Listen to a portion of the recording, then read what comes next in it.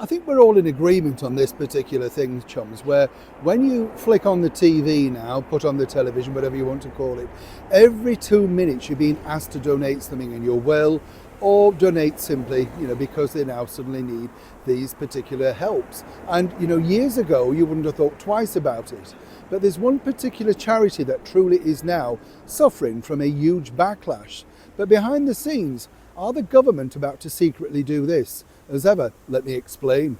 Morning, good to see you. Thank you so much as ever for joining me today on a windy United Kingdom. Hope you're keeping well, whatever you're doing. We'll have a lovely wave.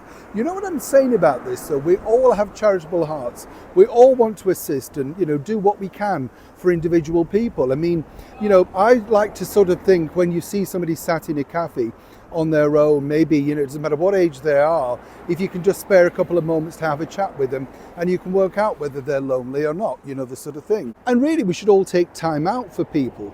But of course, the bigger problem is when everything's pushed to the max. And it truly is being pushed to the max right now, particularly with this charity. You know the one I mean, the RNLI.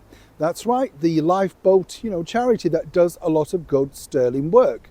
Of late, though, all thanks to the rising migrant crisis, the invaders, the illegals that seemingly they are helping to come into the country illegally, well, they've lost a lot of goodwill and a lot of faith. Hence the reason you're now seeing these very expensive TV ads basically saying we need some assistance.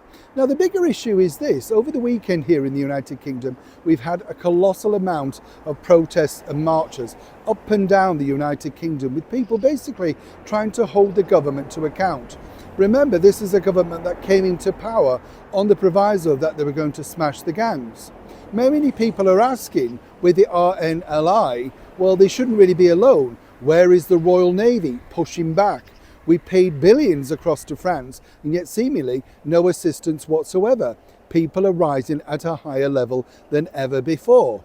But according to a very well-placed source inside 10 Downing Street, the situation is becoming so dire to be able to run the RNLI that in fact they may now be getting assistance from the British taxpayer. Of course, as ever, I have to say allegedly, because this is at the early stages. But this would be funded in a way that you probably won't even notice. You know the sort of thing that you see on your tax form and it says X amount for the police, X amount for mayor, X amount for this, the water, whatever. That's exactly how they will funnel this and push it away. Now, of course, it's going to get out into the public domain, and all thanks to channels like this, it's good to be able to open that particular casket, because clearly the bottom line is we're now literally paying to be invaded on a one-to-one basis.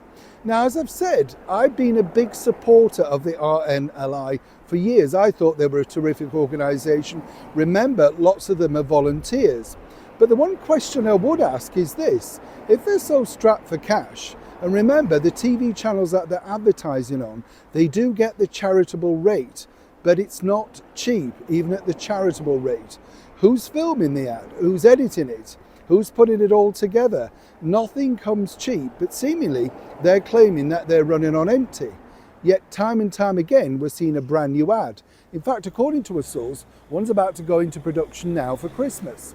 Now, as you can imagine, over here, and all thanks to the lacklustre premiership, to say the least, of the current British Prime Minister, Sir Keir Starmer, well, the bottom line is, can the RNLI save itself? Or once again, will it be down to the never-ending dipping into pockets of the current British taxpayer? And soon, if we're not careful, the people paying tax will literally be so diminished from the people that are now claiming all the benefits that are required to put the illegals and invaders arriving on a daily basis. Many suggest with too much assistance from that particular organisation. Now, I'd love to know what you think to this particular story as ever in the comments below. And I often say this, please do be respectful and please no swearing.